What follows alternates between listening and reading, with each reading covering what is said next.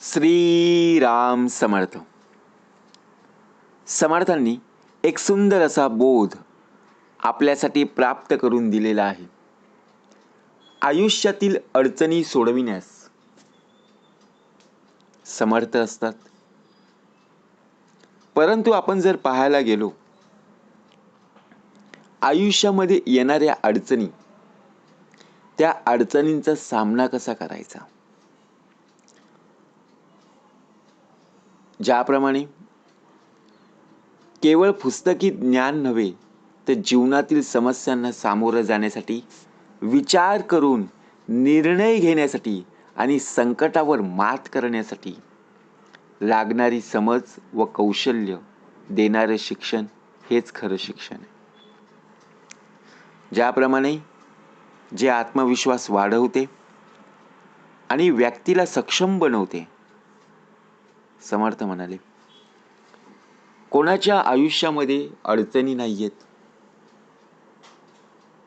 असा कोणीही या भूतलावर मनुष्य देह सापडणार नाही. प्रत्येकाच्या वाटेला, प्रत्येकाच्या आयुष्यात अडचणी आहेत, समस्या आहेत, प्रसंग आहेत. परंतु त्या अडचणींना सामोरं जाण्याची तयारी असणं गरजेचं आहे. आपण काय करत असतो, ज्या ज्या वेळेला अडचणी येतात ना, त्यावेळेला बघा प्रत्यक्षपणे आपण आत्मविश्वास गमावून बसतो. जे करायचं आहे ना ते आपण करत नाही. समर्थ म्हणाले, आयुष्यातील अडचणी सोडविण्यास समर्थ साक्षात आहेत ना. अहो, कुठल्याही कार्याची ज्यावेळी आपण सुरुवात करत असतो त्यावेळी निवेदन ठेवता आलं पाहिजे. जी जी इच्छा आहे ती नक्कीच पूर्ण होणार आहे, मग त्यासाठी प्रयत्न करणं नक्कीच आहे. एखादं आपण कार्य करत आहोत आणि ते कार्य करत असताना त्याचं प्रथमतः नियोजन करणं महत्त्वाचं आहे. जर आपण नियोजनच केलं नाही तर त्या कार्यामध्ये यशस्वी होऊ का? नाहीये. त्या कार्यामध्ये नक्कीच अडचणी येतील, प्रसंग पाहायला मिळतील, संकट उद्भवतील. आता विचार जर आपण केला, आयुष्यातली खरी अडचण केव्हा पाहायला मिळत असते? आपल्या वाटेला अडचण आली की आपला देह हा प्रत्यक्षात मत्सरात, क्रोधात पाहायला मिळत असतो. कारण या संकटावर मात करण्यासाठी कोणीतरी आपल्या सोबत असणं गरजेचं आहे. कारण आपला देह पूर्णपणे हतबल होतो, आत्मविश्वास गमावून बसतो. परंतु समर्थ म्हणाले, ज्याप्रमाणे जी संकट आपल्या समोर आलेली आहेत, आलेली संकटांना सामोरं जाणं हे तुझं कर्तव्य आहे. जे शिक्षण आपल्या जीवनातील प्रत्यक्ष समस्या सोडवायला शिकवतं ना, योग्य काय अयोग्य काय समजायला मदत करते आणि अडचणीत खचून न जाता त्यावर मात करण्याची शक्ती देत असते, तेच शिक्षण सर्वश्रेष्ठ आहे. समर्थ म्हणाले, आपण एखादं कार्य करत असतो आणि ते कार्य करत असताना आपण अर्धवट माहिती घेत असतो. बघा, आपल्याला वाटतं की मला सर्व काही येतं. त्याचा बघा प्रत्यक्षपणे जी सुरुवात होत असते, आपल्याला त्याचं महत्त्व माहीत नसतं. पुढे कसं होणार हे सुद्धा माहीत होत नसतं. आपण कार्याला सुरुवात केली आणि मध्येच आपण थांबलो.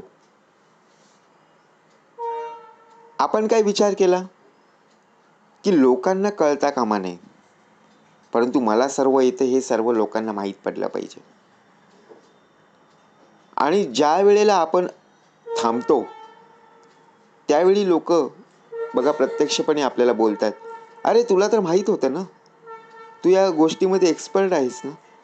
मग आपण अनेक कारणं शोधण्याचा प्रयत्न करत असतो, परंतु आपल्याला माहीत असतं की बाबा ह्याच्या पुढे काय करायचं हेच माहीत नाही आहे.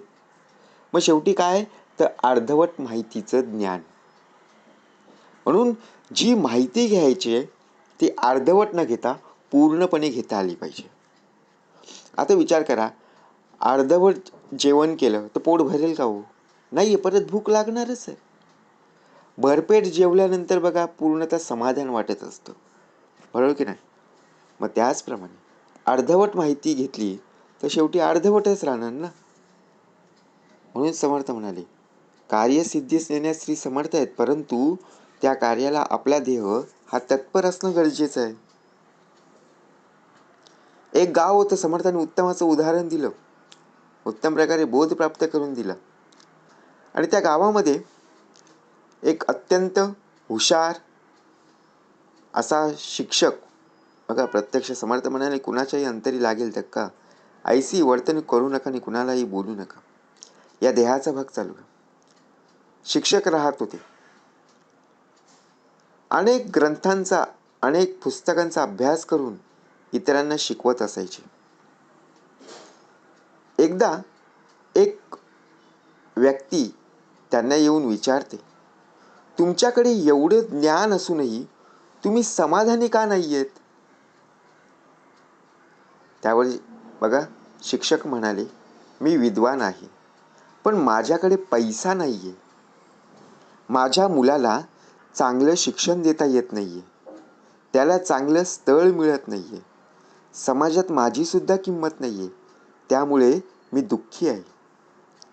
त्यावर ती व्यक्ती हसली आणि म्हणाली, तुम्ही पुस्तकं वाचता, उत्तम प्रकारे ग्रंथ वाचता, पण आयुष्य जगणं अजूनपर्यंत तुम्ही शिकला नाहीये. तुमच्याकडे समस्या सोडविण्याचे ज्ञान नाहीये, म्हणूनच तुम्ही फार दुःखी आहात.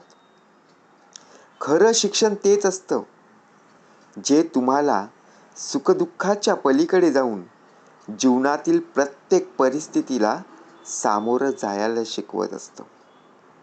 समर्थ म्हणाले, केवळ पुस्तकी ज्ञान पुरेसं नाहीये. जीवन जगायचंय, आयुष्य जगायचंय.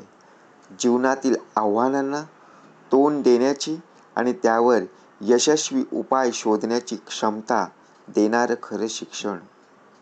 समर्थ म्हणाले, ज्याप्रमाणे अडचणी येतील त्या अडचणीतून बघा प्रत्यक्षपणे आपला देह स्थिर राहून योग्य तो मार्ग आपल्याला शोधता आला पाहिजे.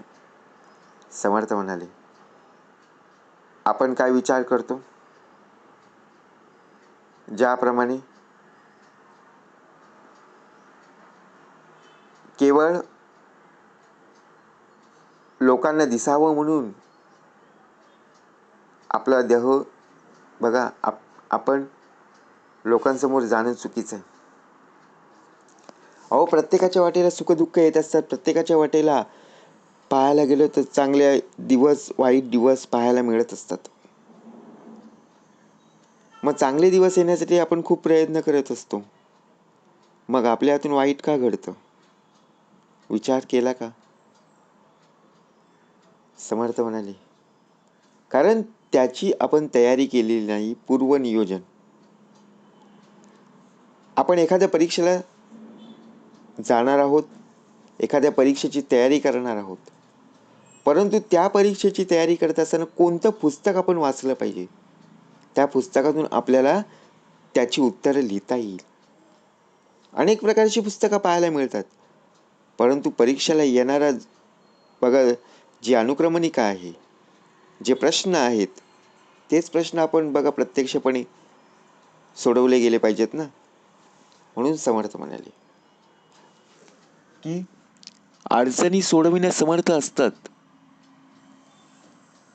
परंतु आपल्या देहाला अडचण काय येते याचा जर आपण विचार केला ना, की त्या अडचणी येऊन गेल्या की नंतर आपल्याला कळतं की असं करायला पाहिजे होतं. कोणी अडचण आल्यानंतर बघा आपल्याला साथ देत नाहीये, किती जिवलग मित्र असू दे. काही लोकांच्या बाबतीत बघा उत्तम प्रकारे मित्रत्व येत असतात, नातेवाईक येत असतात. परंतु या देहाच्या बाबतीत जर पाहायला गेलं ना, कोणीही मित्रत्व येत नाही, कोणीही बघा नातेवाईक येत नाही. परंतु ज्या वाटेला आपल्याजवळ पैसे असतात त्यावेळी बरोबर बघा प्रत्यक्ष मित्र येत असतात, नातेवाईक जवळ येत असतात. म्हणून विचार करा, आपण स्वतःहून ओळखायचं. कोणाला न बोलता आपण स्वतःहून स्वतःकडे पाहिलं पाहिजे, की माझ्या वाटेला आलेली जी दुःख आहेत, माझ्या वाटेला आलेल्या अडचणी ते सोडवणार कोण? जेव्हा आपण मित्राला फोन करून सांगतो, की बाबा माझ्या वाटेला दुःख आलीत, अडचणी आल्यात, तेव्हा तो फोन बघा प्रत्यक्षपणे आपण सांगितलेलं ऐकतो आणि नंतर मग टाळाटाळ करतो. परंतु आयुष्यात जर आपण पाहायला गेलो ना, की बाबा माझ्या वाटेला दुःख आलेत ना, तर समर्थ म्हणाले कार्य सिद्धीस नेण्यास श्री समर्थ आहेत. जय जय रघुवीर समर्थ.